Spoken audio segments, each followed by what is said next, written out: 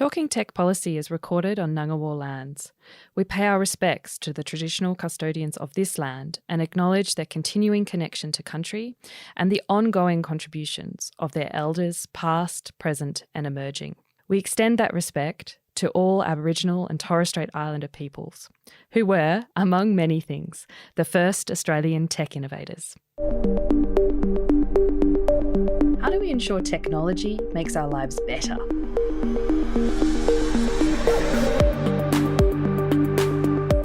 Hi, I'm Johanna, host of the Talking Tech Policy podcast. I'm a lawyer, a diplomat, and until recently, I was Australia's expert to the United Nations on cyber issues. I've since joined the Australian National University, where I've established the Tech Policy Design Centre. We've launched this podcast because we want to encourage more people to get involved in discussions about how technology is shaping our lives. Hi everyone, welcome to this special issue of Talking Tech Policy, which was recorded in the margins of CyCon, the conference of the NATO Cyber Cooperative Defence Centre of Excellence in Estonia, Tallinn. At that conference, I met the spokesperson of a group called Cyber Partisans. Depending on who you are, Cyber Partisans are alternatively described as a hacktivist group, a digital resistance movement, or, according to the government of Belarus, they are classified as a terrorist organisation. I'll let you listen and make your own decision. If you're someone who has been following events in Belarus closely, you might want to skip over the next 2 minutes. If you're not, I'm just going to give a very, very high-level potted history, 3 decades of Belarusian history in less than 2 minutes. So, like many countries in Eastern Europe, after the fall of the Berlin Wall, Belarus declared its independence. And in 1994, Belarus held free and fair democratic elections, installing into power President Lukashenko. Since then, Belarus has had many elections of varying degrees of free and fair, progressively becoming less free and less fair. Most recently, in 2020, there were presidential elections where President Lukashenko, miraculously, again, was elected by a landslide, despite the fact that there was a very popular and credible opposition party running against him. After the results were announced, there were widespread protests throughout Belarus, and over 8,000 people were detained arbitrarily by government authorities. Many of them were beaten and tortured. According to Human Rights Watch, there are over 800 people who remain political prisoners in Belarus today. It's really important to note that neither the EU or the US recognise Lukashenko as the democratically elected president of Belarus. They found that the elections in 2020 were not free or fair.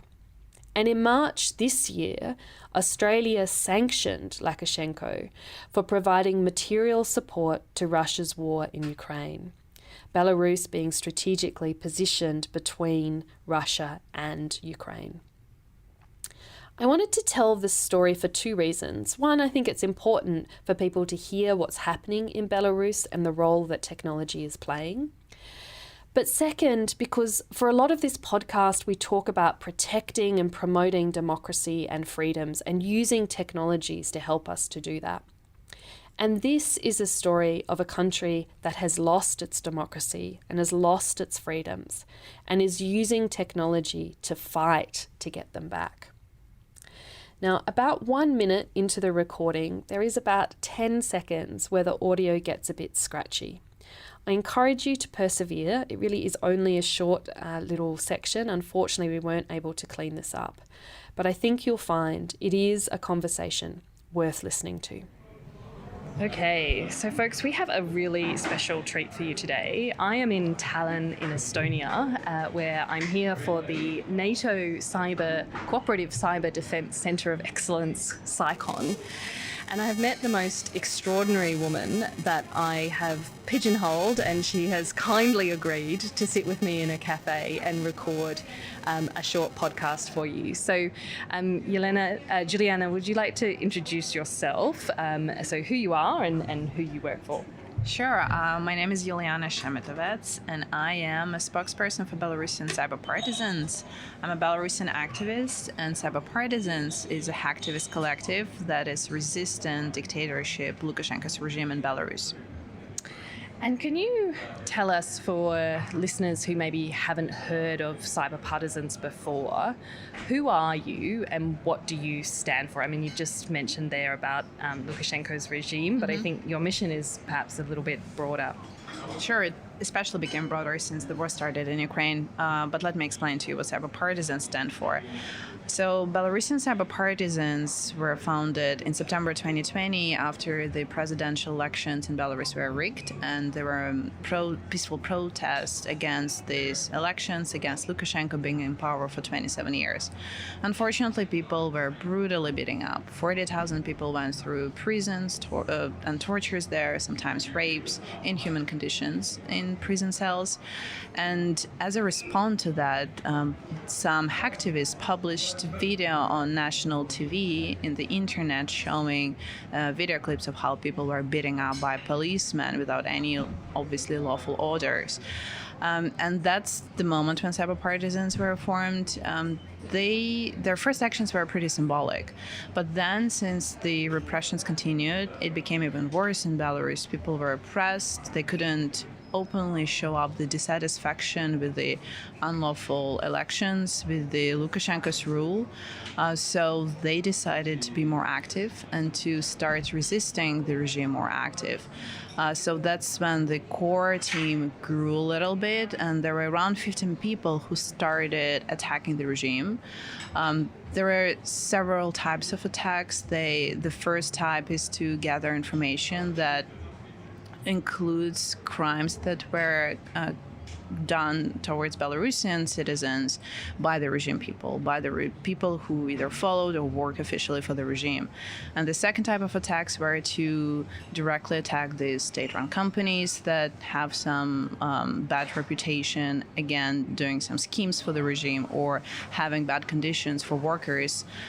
Or in the case of the railways, Cyber Partisans attacked it to stop the movement of Russian military trains. Their goal is to remove Lukashenko, to have a transfer of power and to build a democratic state, of course keeping the sovereignty of Belarus. Since we're neighbors with Russia, it is absolutely essential to stay independent from Russia and keep our sovereignty and independence. And the third goal, to make sure that independent institutions are restored, that we have independent court, independent media, and independent institutions, so Belarusians can live in a fair state. And of course, it will benefit not only Belarusians inside Belarus, but also the neighboring countries like Poland, Latvia, Lithuania. We don't want Russian or Belarusian tanks on the border with these states.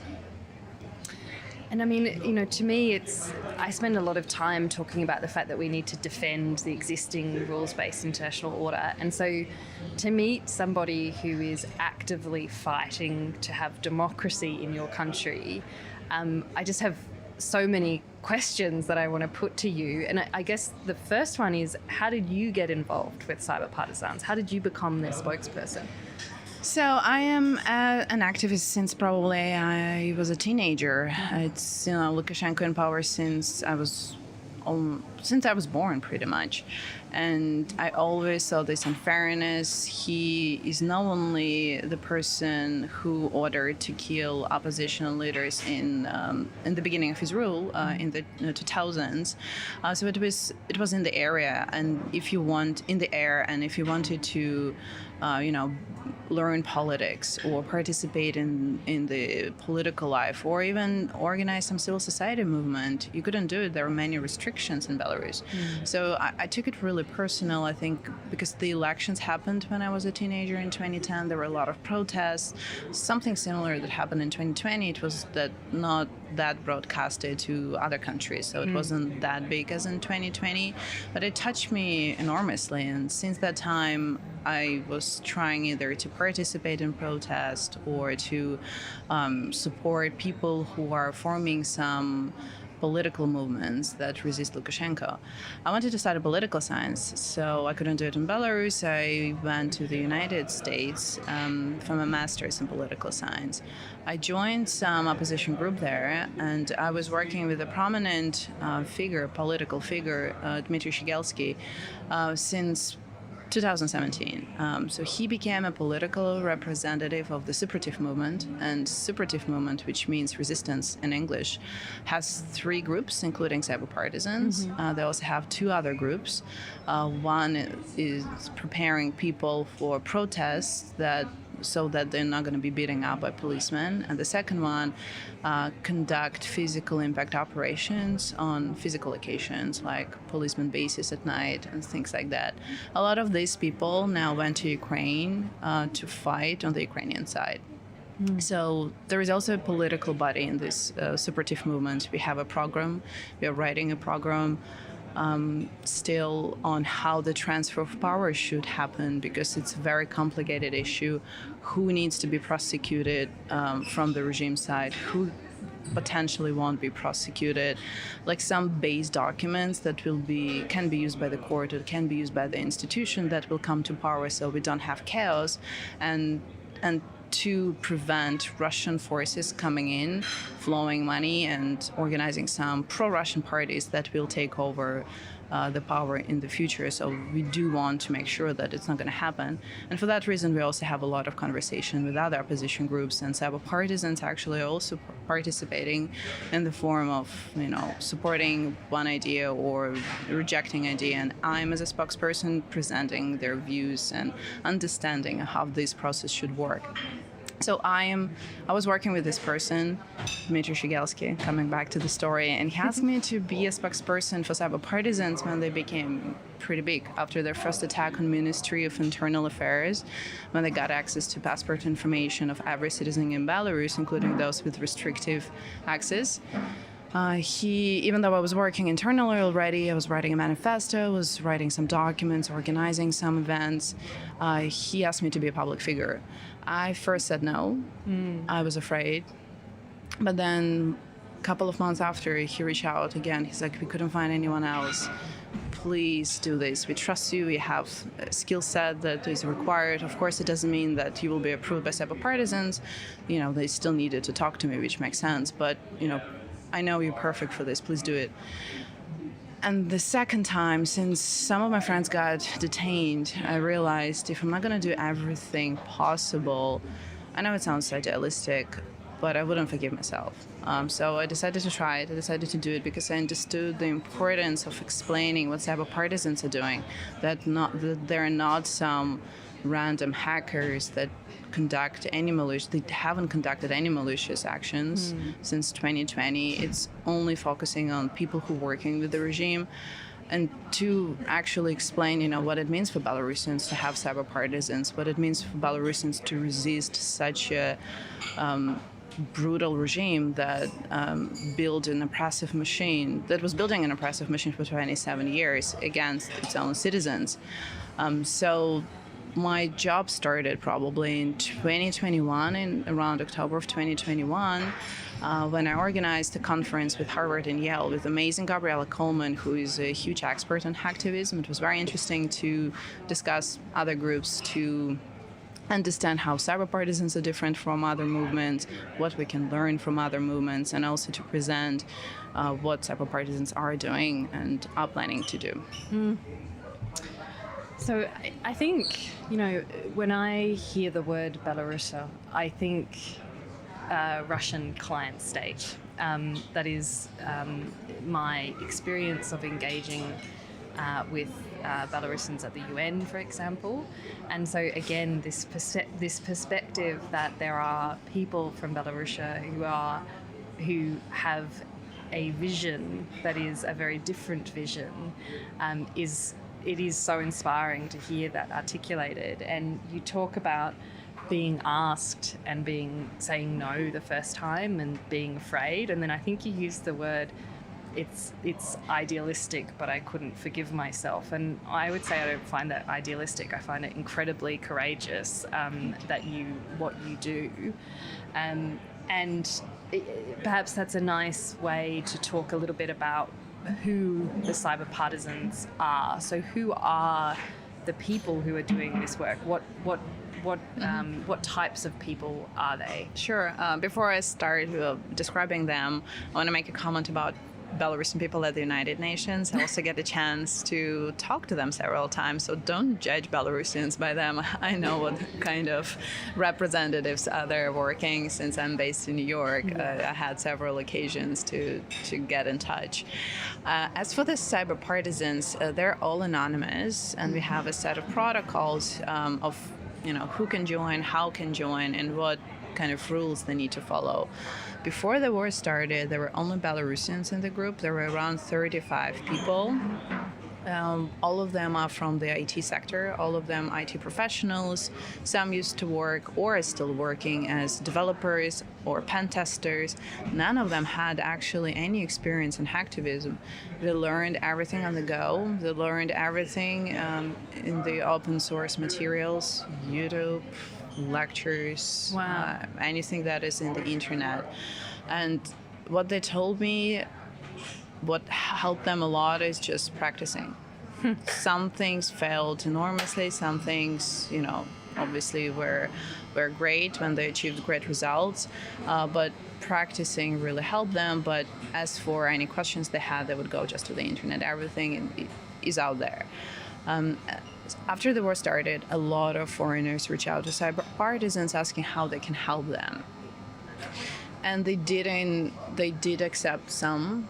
They told me now there are around 60 people. Still, a lot of Belarusians joined the movement, of course, because it's easier to verify people. It's easier to just understand who you're working with. As for the foreigners, there are some legal complications. In this case, Cyber Partisans do not urge them to participate in direct attacks, just not to create any legal complications for them. But there are just so many tasks that Cyber Partisans are working on, so they continuously need help, meaning like people that can help them. Resources, of course, too, but people are also very important. So some are working on developing tools that will be later used in the direct attacks. Some people work on analyzing data. We have so many data, so many databases that, like terabytes of data that still need to be properly searched, connected, analyzed to see all the crimes that the regime is committed. And we are working with some international organizations that either work on imposing sanctions or they're starting crimes under universal jurisdiction, starting cases under universal jurisdiction, meaning crimes against humanity that the regime committed. So in that sense, they're always needed, like people who have time and can analyze this. And there also work on creating safe applications for safe communication in Belarus, which is very important. Cyber Partisans created a partisan telegram, which looks like this regular telegram, but what happens in Belarus right now, actually, that people can be randomly searching the public transportation, and if policemen see that they follow some opposition group or they're messaging and criticize the officials, they can be detained. So what Cyber Partisans create is this telegram that looks and works exactly the same. It's open source code, so anyone can go and check that. But one feature that it has is that you can set up a code, which a regular Telegram can have, and then if you're detained, you give a fake code that will automatically delete your messages that you marked previously. It will remove your subscriptions to any opposition and independent media. Wow. So, you can't be at least detained for this reason. And then in many cases, you can be let go. And we have cases like that. So it is very also important to work on the updates, to work on the application that can work on the iOS systems. For now, they developed it only for Android and computers. So again, that also requires a lot of efforts. And for that reason, the many foreigners work on things like that as well. And so, I don't want to belabor this point, but the Cyber Partisans that you are the spokesperson for, you don't actually know who they are. I don't actually know, yes, but it feels like I know them for so long. I can't wait. I hope this day will come that I can, see them and hug them. It might not happen. I understand the risks that they're taking. Even after the transition of power, there might be some, friction where we are not sure that Lukashenko number 2 is not coming, into power. Transition periods are always difficult, but we need to have this chance. So they understand the risk. They understand that they might stay anonymous forever, and they're fine with that as long as the goal is achieved. But I don't know them. Yes, I can only laugh from some of the jokes that they're sharing with me, or their opinion on things. But I don't know exactly who they are, and I don't want to know, to be honest. I don't want to have risks for myself or for them. And the risk is very, very real, right? So in Belarusia, this is a crime punishable with capital punishment, right? Yes. Yeah. Belarus is the only European country that still has capital punishment. And Cyber Partisans, together with Svetlana Tikhanovskaya, who is an official leader of the Democratic Belarus, as well as with some other politician, I believe Pavel Latushka, he's also labeled as a terrorist group, the same way Cyber Partisans are. And if you're part of a terrorist group, yes, you can face a capital punishment in Belarus. And we know that some of Cyber Partisans are still in Belarus, so... Well, some people from the group are still in Belarus, from the separatist movement, which also labeled as terrorist group. So they risk a lot. They do risk a lot. Yeah. And I know it's trite to say it, but sitting here looking at you in Tallinn, a city that has dealt with its own levels of oppression and come out the other side, but you hear this phrase, one person's terrorist is another one's freedom fighter, and looking at you here, it really is extraordinary to think that in your home country you are declared a terrorist. I mean, it's amazing. It is funny, the government before, they tried kind of recruit me in a sense, because I have good education. I've been exposed to American systems. I have a good education in Belarus as well, one of the best universities, probably the best university. And they kind of tried to recruit me, but I'm like, I can't work for the government for sure. So, but they gave me so many compliments. But now I'm enemy of the state. Less so than the compliments, of course. So it is crazy. But I'm abroad. People in Belarus are much more under danger. But those partisans that do some actions inside Belarus or even in the cyberspace, they're heroes for sure. Well, I would say you are as well. Can we talk a little bit more about the activities of Cyber Partisans? So can you give some examples of the type of, if it's hacktivism? Hacktivism to me seems not substantial enough for what you guys are fighting for, but can you give some examples? Sure. So I think the first most impactful operation was the attack on the Ministry of Internal Affairs. Actually, to connect to the internal networks, it became possible with the help of people on the ground who at night or at some other point got inside and connected Cyber Partisans to internal networks. And that's when Cyber Partisans get access to all passport information of every citizen in Belarus. They also got access to the white trap calls in Belarus. Every person who's working for the regime has been reported by the regime, by some other department. So they got access to these white trap calls, and they publish these calls on their YouTube channel. Some of them have English subtitles, so I can share it after. Yeah. And it's the proof that some of the orders were even coming directly from Lukashenko to beat up people, to put people in human conditions. And in some of these videos, people are, having those policemen, those people who are beating up peaceful protesters, they're actually excited about that. They think that have a full right to do this. They think of themselves as above anyone else. They don't serve the people. They just want to oppress these people. They think, Belarusians, that they're slaves. They're like openly talking about that. And also it was important to show Belarusians what kind of people are working for the regime, what values they have, what ethics they have, what moral values they have. Because before, people didn't even know who these people are. All the policemen, agents, special agents, KGB agents, they knew everything about Belarusians, but Belarusians didn't know about those guys. Now they do, with the help of Cyber Partisans. Then Cyber Partisans got access also to the border control system, which has information everyone who crossed the border, foreigners and Belarusians in the last 15 years, which also helped to reveal some spies working in Western countries on behalf of Belarusian government. That was also very helpful. And another attack that was pretty big is the attack on the state-run company, Mogilев Transmash, that had awful conditions and participated in the schemes to provide money for the regime, for Lukashenko. He even had to make some comments after this attack. Usually the regime does not talk about Cyber Partisans. They never like to acknowledge that it was done by some group of people. They can't even believe in that. They think that it's either CIA or, I don't know, some Mossad, anyone, FSB, someone who was saying, but not Cyber Partisans. They can't believe that just a small group of people being fully motivated without any additional resources can achieve such results.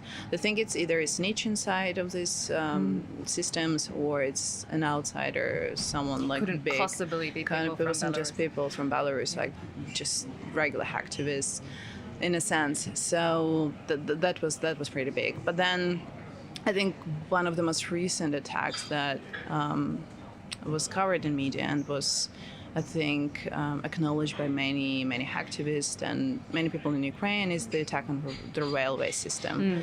The first public attack happened in January of 2022 when Russian troops came to the territory of Belarus to have joint exercises before they declared an official war.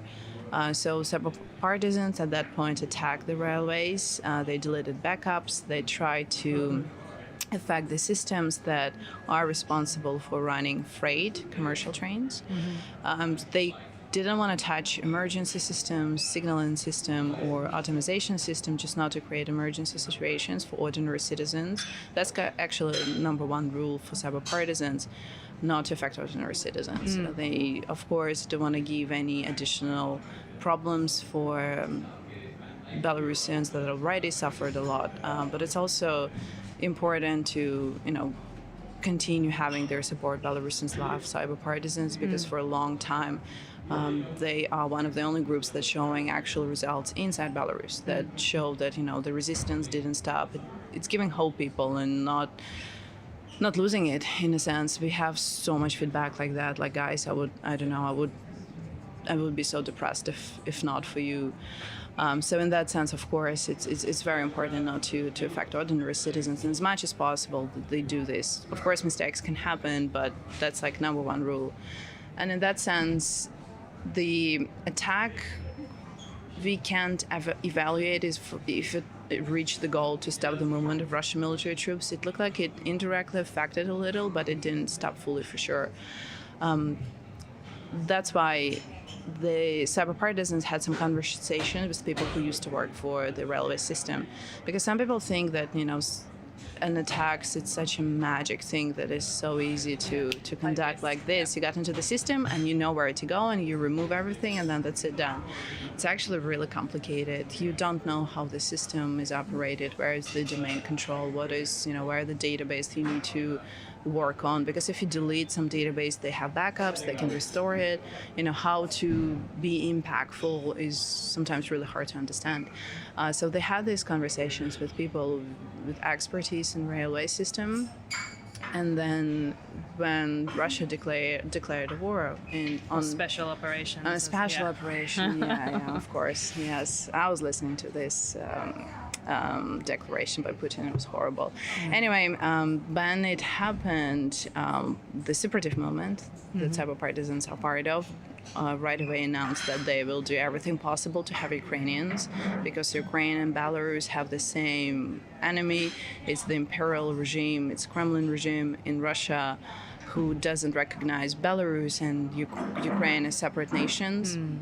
They can't let us be independent and democratic and get out from their sphere of interest. And they also probably don't want to give a good example for the Russians. So in that sense, of course, from moral perspective, from, I guess, strategic perspective, and from historic perspective, we never had problems with Ukraine or any wars with Ukraine, unlike with Russia, with whom we had many wars. And actually, an interesting fact, more people died in wars with Russia on Belarusian side than in the Second World War. So in that sense, of course, they right away started thinking how we can help. And what they did, they again attacked the railway system 2 times, but this time they knew what to do. They turned off the automation system, and the Belarusian side couldn't restore it for 2 days. With the attacks on the ground, some partisans also attacked the railways on the ground during this time.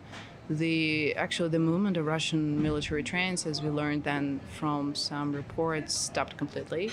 They found some workarounds. They used commercial trains. They used gondola cars, which is very dangerous.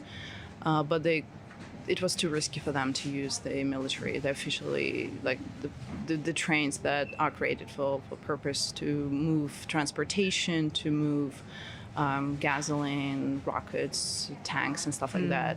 And that factor definitely contributed to the fact that the attack on Kyiv area stopped, because the Russians couldn't build up proper logistics. Of course, it's most importantly, it's Ukrainian soldiers that were fighting in Kyiv, near Kyiv, and all these cities that are close to the Belarusian border. But Cyber Partisans also in that sense helped. We helped, and we got some great feedback from Ukrainians, which we are really grateful for, that logistics is very important during war, and since Russians couldn't build it, they didn't feel safe in Belarus. And I think, it surprises me, but it's still a conversation very live here at CyCon. Of whether or not cyber operations can rise to the level of having physical real world impact, and this to me is such an example of how a cyber operation to interrupt the railways for a period of 2 days at a key point in the Russian invasion of Ukraine, having a very clear impact on the outcome, physical outcome on the ground. And so for me, that's sort of case in point, and hopefully we can put that argument to bed. It's true. It's an interesting argument of what cyber operations can achieve, what's important. Can we have a cyber war in the nearest future? Discussing it with the people who are part of Cyber Partisans, they say that we don't see it in the near future. Maybe some state-run hacktivist groups, they call hacktivists, but it's basically state-run hackers, might achieve bigger results, but it's also not feasible for now. It's still complicated. They still can restore systems. If they have good, if companies and railway systems have good cybersecurity, which the Belarusian railways didn't have, then it is really hard to have a long-term impact that, you can switch off lights or electricity for a month. It's not feasible for now, as Cyber Partisans discovered. And what is interesting is the use, and particularly that we have seen in Ukraine, of cyber operations in conjunction with kinetic operations or more traditional military operations. And this idea of cyber war being something that happens off on one side, and we're only going to have cyber war without the kinetic physical aspect. What we're seeing in Ukraine is that's just not the case. And General Nakasone, who gave a keynote speech today at CyCon, or actually maybe it was the Estonian president, I forget, one of them made the point that actually cyber operations and physical military operations now go hand in hand. And I think when we sort of need to shift our thinking in the way that cyber operations work, and the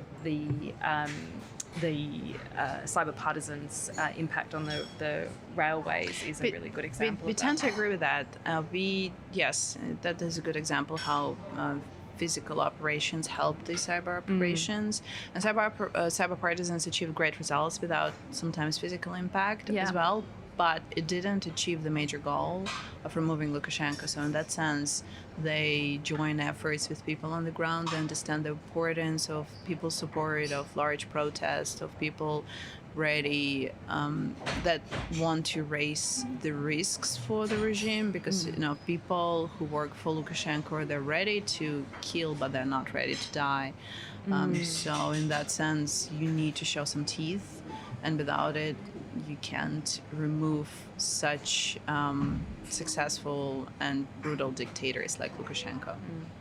So I want to talk about what Cyber Partisans' end goal and how you see yourselves getting there. But just before we do that, can we touch, you've spoken about, the number one rule of Cyber Partisans is minimise impact on civilians.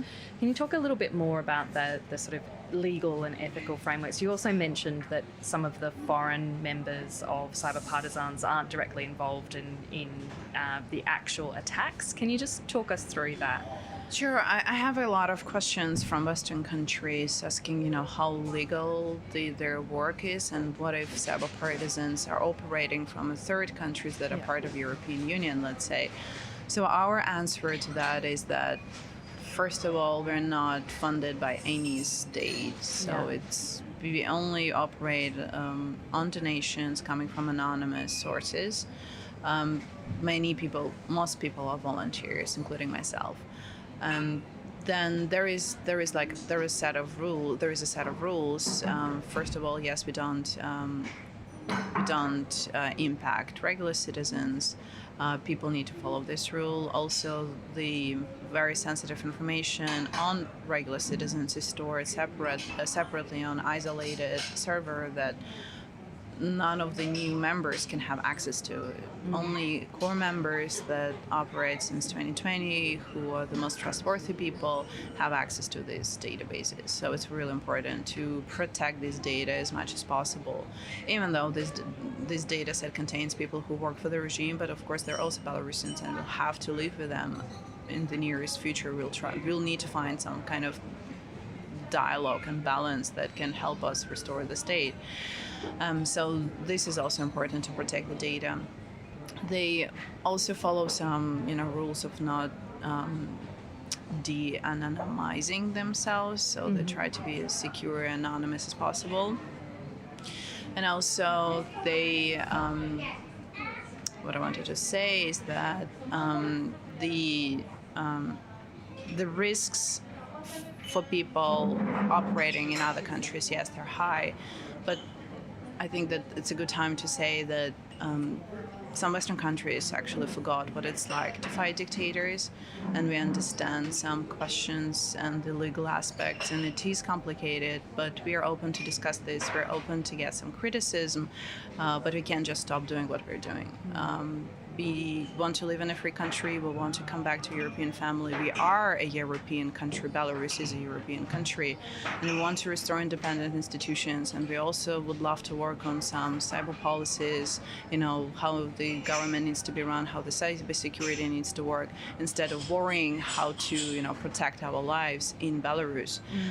So in that sense, Cyber Partisans fully understand the responsibility and the huge responsibility they have now, especially once they obtained so much of sensitive information. And there are also another rule, I guess, in cooperation with other opposition groups like Svetlana Tikhanovskaya, like Pavel Latushka, other civil society initiatives. They build Telegram bots for them, so they can still be in touch with people who are still inside Belarus.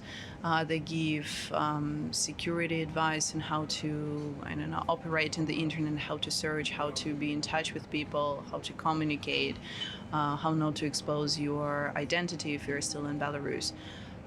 They also see a goal to unify opposition. Opposition in Belarus unfortunately is not unified right now, and system beats system, and we do understand that. So it's an interesting for Cyber Partisans, because they happen to be in the middle of everything. They are in touch with everyone, journalists, civil society, politicians. So they try to negotiate, and they try to bring everyone together, explaining, we have actually one goal, and we need to achieve it, and we need to be together in that. So that's kind of a work for them besides the attacks, and for that reason, of course, there are more Belarusians than foreigners, because that's what we're doing for our own country, for our own nation. So that is a kind of a goal. Try to be very careful. They're also very careful in any comments or criticism of political leaders, because they understand some of the things it's better to discuss internally rather to fight in media. So they're very careful. They, in political view, I would call them like very centrist. Let's do this. We have some democratic values. We have this shared understanding. So we have to work together. And can you take us forward 5 years and describe what Belarusia looks like in an ideal world, with your efforts actually seeing fruit?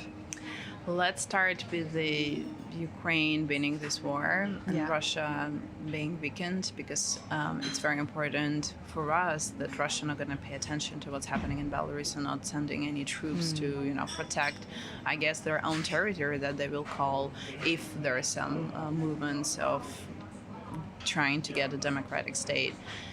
So that is like a number one priority, to help Ukrainians right now, to help Ukrainian activists, to help Ukrainian soldiers or anyone working for the Ukrainian defense, because Cyber Partisans provide information on Belarusian soldiers to them, or any movement of Russian military troops inside Belarus, which is very important. They also support the Belarusian battalion named after Kostus Kalinowski, who is fighting in Ukraine right now. So this is number one. But in 5 years, we do believe that the transfer of power will already start. So there are some set of actions that need to be taken before even new elections can happen. It probably will take around 4 to 6 months. Because if you don't have independent institutions, or let's say independent court that can take a case of something happens during elections times, because it's very still probably will be chaotic, there is no way it can be fair and potentially not even recognized by Western countries. So in that sense, we first of all need to restore the court, to restore independent institutions, and also media, so it's not owned by, let's say one person or one oligarch or businessman or politician, because it needs to show everyone who will want to go for presidency, or preferably we would love to build a parliamentary system. So that is the goal. So in 5 years, I hope to see a fully built parliamentary system. We had enough as presidents. I would love to see several parties, even maybe people who still believe or still follow some of the Lukashenko's agenda. It's fine, we understand in democracy you will have to work with people that you don't like. And that is something that we also explain to Belarusians, trying not to create this, two-sided notion of either you are, following Lukashenko, which is around probably 20% of people still are, or you were like following opposition leaders and you hate each other. You have to agree on something. First of all, to agree on, it's very important to defend the land and the nation. Having Russia as a neighboring state, even in 5 years, even if Putin is gone, even if Russia is weakened, I don't believe this imperialistic mentality will go away so quickly. So we still need to work with Ukraine and Baltic states. That's actually in our plans too, to build up a Baltic Black Sea Union, we call it. So it's a union with Baltic states and Ukraine. Maybe some other countries can join, like Moldova or Romania, to protect ourselves. We can't rely, on the European Union all the time. We can't rely on the United States. We can't rely on NATO. They do care about their own countries and their own systems, but countries that are actually neighboring with Russia, they do understand the risks. So it would be a strategically right decision and geopolitically right decision to build this and to have this union, and Belarus in the center of it needs to be there. And then my group would love, some of them might go into politics, but I asked them before, they're like not really into that, even though some had to wear this hat now when they make decisions where they negotiate with political leaders. Some might be there, but many people just want to work on the cybersecurity. They understood how the system is badly run in Belarus. They understood the best practice, what needs to be installed so the data is protected and the systems are protected in Belarus. And some have crazy ideas of building a Silicon Valley, so-called, in Belarus, because there are so many IT specialists, and like to work with academia abroad, to work with companies abroad, to have these, exchange programs and stuff like that. It's not that far-fetched when you think of how powerful Ukraine is in terms of their reputation and also to work in some digital tools. Like, I'm in Estonian Tallinn. I'm really impressed how easy to apply to anything in the government, how it's digitalized, how it's convenient, and that's something that definitely we're interested in to introduce in Belarus. There is a chance for Belarus to actually become, one of the fast developing countries, because we can have this fast shift where people are still very motivated, where people understand the importance of these tools, where people are psychologically ready for that. So in that sense, we have good chances with the population being in IT sector. A lot of people either are studying or working in IT sector. That's definitely the priority. And also, technologies like blockchain can be used for elections. Again, fair elections is such an important issue for us. So that's kind of a future we're aiming at, and we see it, and we're working towards it for sure. Well, Juliana, I really hope that in 5 years' time we can meet again in Belarusia. I'm sorry, my pronunciation is absolutely terrible. I'm very sleep deprived for everyone who's listening. But I hope that we can meet in Belarusia, and that we can have a follow-up to this in a free and democratic country. Thank you for the invitation. Thank you for the opportunity to speak up. It's really great that people are so understanding. People want to help. Different organizations want to help that, I see here in Estonia and Tallinn. So thank you all for your support. We continue fighting. That's, the beliefs we have, and that's the road we have and the goals that we have to achieve. Thank you so much. Bye. Thank you. Talking Tech Policy is a podcast of the Tech Policy Design Centre at the Australian National University. This episode was produced by Jack Fox. Thanks also to Ben Gowdie for his research and post-production support. We would be most grateful if you could subscribe, rate the pod, leave us a review, or perhaps give us a shout out on social media or around the water cooler at work. All of these things help us to get the word out, and the more interest we have, the better we can make the podcast. Please also do let us know if there's a topic that you would like us to cover in future episodes. Thank you for listening, and until next time, get in touch and get involved.